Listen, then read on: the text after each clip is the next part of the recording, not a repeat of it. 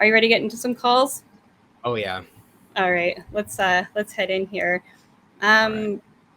Well, because we were talking about it, I think we have to bring on Kennita first. Kennita is calling from California, and she calls herself an atheopagan. So, Kennita, how are you? It's nice to talk to you again. Yeah.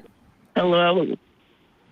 Yes, thank you for having me on. So, right, I've thought of myself as an atheopagan for quite a while, and I think it's exciting that it's actually becoming a thing. Yeah, I'd like to hear more about it. Like, what signifies you as like an atheopagan? How does that look different? Yeah, how did you blend paganism and atheism? Yeah. Well, I started out. My mother was an Ayn Rand objectivist, so I didn't even grow up with any much religious stuff going on because my mom was pretty feisty and she made the Southern Baptist relatives mostly keep it away from me. So, but when I reached puberty, well, a lot of people go kind of crazy then, and I was looking for answers, and there didn't seem to be any. So I happened to live within a couple of miles of Case Western Reserve University, which had some intelligent Catholics in it, and they were very pleasant people. And so since they had some answers, I glommed onto them for a while. And since I went to an all-girls school, I wasn't dealing with, a lot of the sexual tension stuff that usually goes around puberty, so that wasn't a problem. But then I went off to MIT, and that was like 96 at least % male. And so I discovered the men and quickly determined that, the Catholics are all about feeling guilty, and I'm not into feeling guilty about things that I don't think were wrong. So I pretty much had to dump Catholicism at that point, right? I guess I didn't have it in my bones like people who were born into it, but I had been. Yeah, I was just gonna say that sounds to me like you actually were listening to yourself and like kind of going based on how you were. Like you took your own experience into account, which is something that not everybody does, especially if they were indoctrinated to have shame around those experiences. Yes. So that's good for you. Yeah, that's impressive. Right. So, and the thing is that as, I was saying to myself, wait a minute, Catholic isn't going to really work, but I still wanted the answers. And so I was casting about. I ended up in moral rearmament for a while, right? There were a number of different things. And then I moved out to California, and the first person that I met when I got there happened to be the national coordinator for the Pagan Occult and Witchcraft Special Interest Group of Mensa. Whoa. Wow. So just on the street. So I come up with, just got into California. Extremely intelligent. Sorry, go ahead. Yeah, go ahead. Sorry, that got lost. That's okay. Yeah, no, keep going. It's okay. You can go ahead. Yes, then I come into contact with some extremely intelligent pagans. And so I, since I'm still looking for answers, I said, aha, here's a spirituality that I can actually get with because, well, nature spirituality made more sense anyway. At least they're dealing with, the elements of the earth and the way that the planets go around. And, you can imagine the fiery part of yourself and the airy part of yourself and your emotional, watery part and those things. So I said, okay, I can deal with this.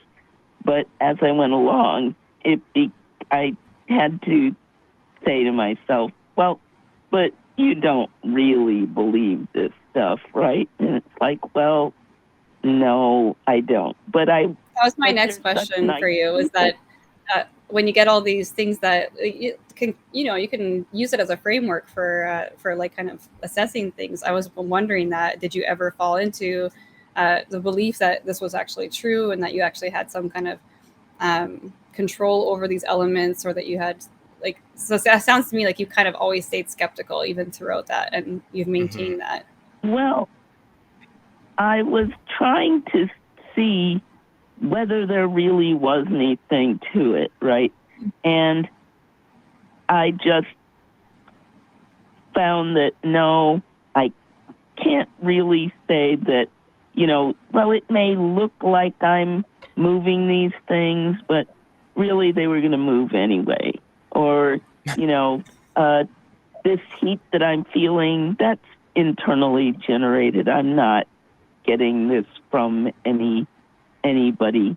And the heat thing's interesting. That heat thing is used in so many other practices as well. That's also something that they use in faith healing too, to get you to and you can do it. Anybody can do this as an experiment. You can do it in any kind of like meditation type thing too, where you focus on certain areas, and you can actually and I think there's something going on physiologically perhaps, but you can actually get like a tingling sensation or like a warm sensation in your body. But all of this is like it's nothing that's unique or individual to certain types of, it's just something that anybody can do in any kind of a setting, but it's something that a lot of people use as like verifiable kind of evidence that something is happening. But then you go on after that, and depending on what you're using the heating or the tingling sensation for, you realize that like nothing changed as far as like empirical kind of evidence for maybe my health or something like that. Like you can cause a warm sensation in your body, but it's not necessarily going to like heal a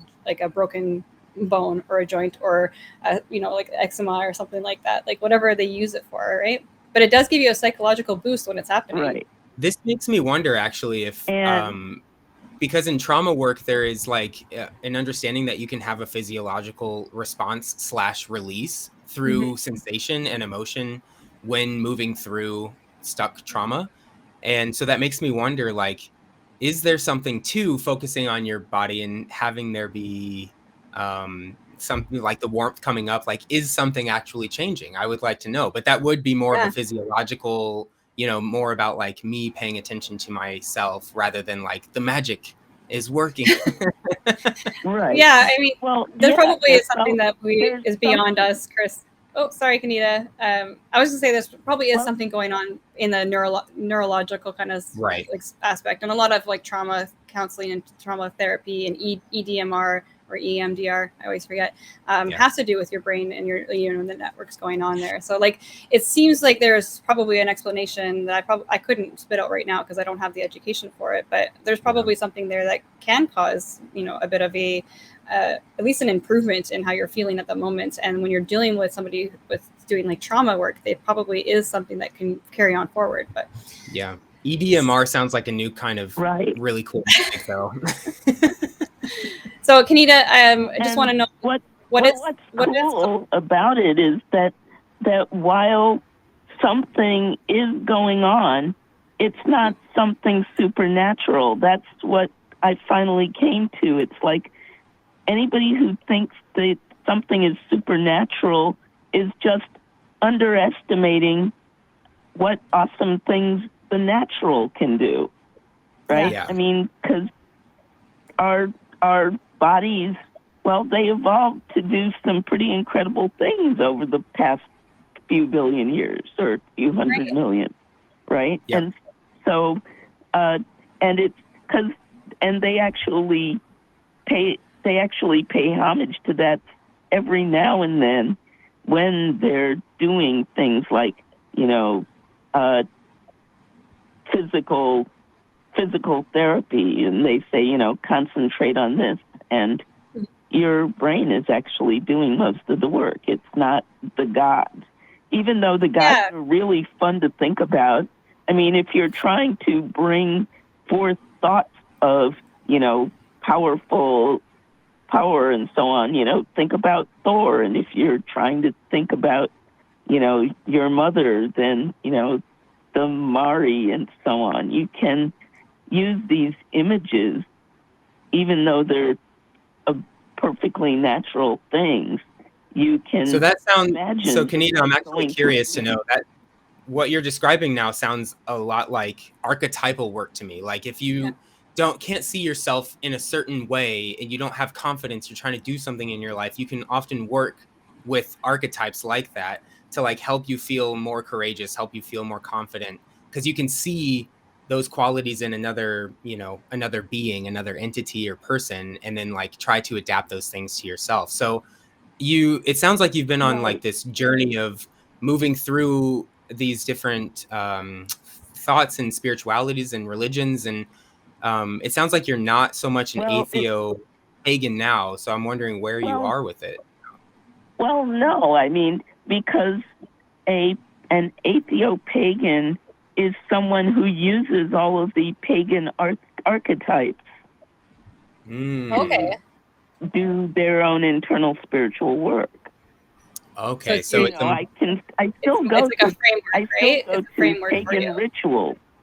Yeah. Ritual. Yeah, that's what I was saying earlier. Like ritual is still so powerful, and archetypes even. Like, yeah, I've seen this work in my own life, which obviously is anecdotal, but this is the kind of thing that I think is different from like major religion. This is like the thing when people are talking about, but it's my truth. Like you can do so much on your own about yourself and only with yourself that doesn't need to include other people doing rituals and other people doing archetypal work, because like maybe ritual only really works for me that well because I was preloaded with all of the ritualistic aspects of religion. So yeah, I do appreciate that take on paganism, that it is more of an archetypal internal spiritual process.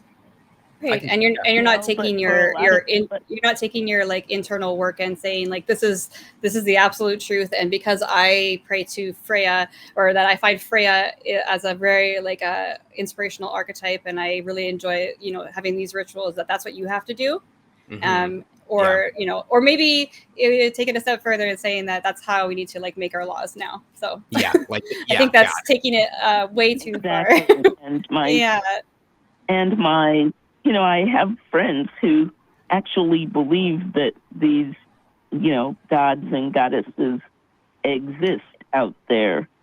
And I feel that, they're not hurting anybody or trying to make anybody believe anything in particular about all these gods and goddesses. So, and it's fine if they believe that.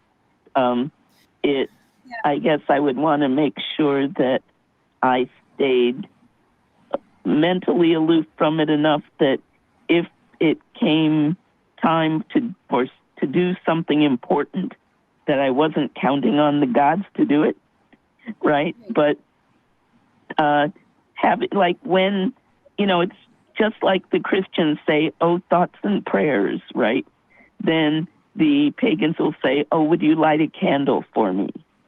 And like, well, that's all wonderful, but take your antibiotics, right? Yeah, exactly. So. I can appreciate that. Kennita, thank you for calling in tonight. It's nice to hear from you again. It's good to talk to somebody who has some experience, who identifies with the atheo-pagan title or label, I guess, if you will. I'm gonna let you go because we do have a lot of other calls actually just dying to talk to us tonight. So thank you so much for calling in, and we'll hope to talk to you again soon. Yes, thank you.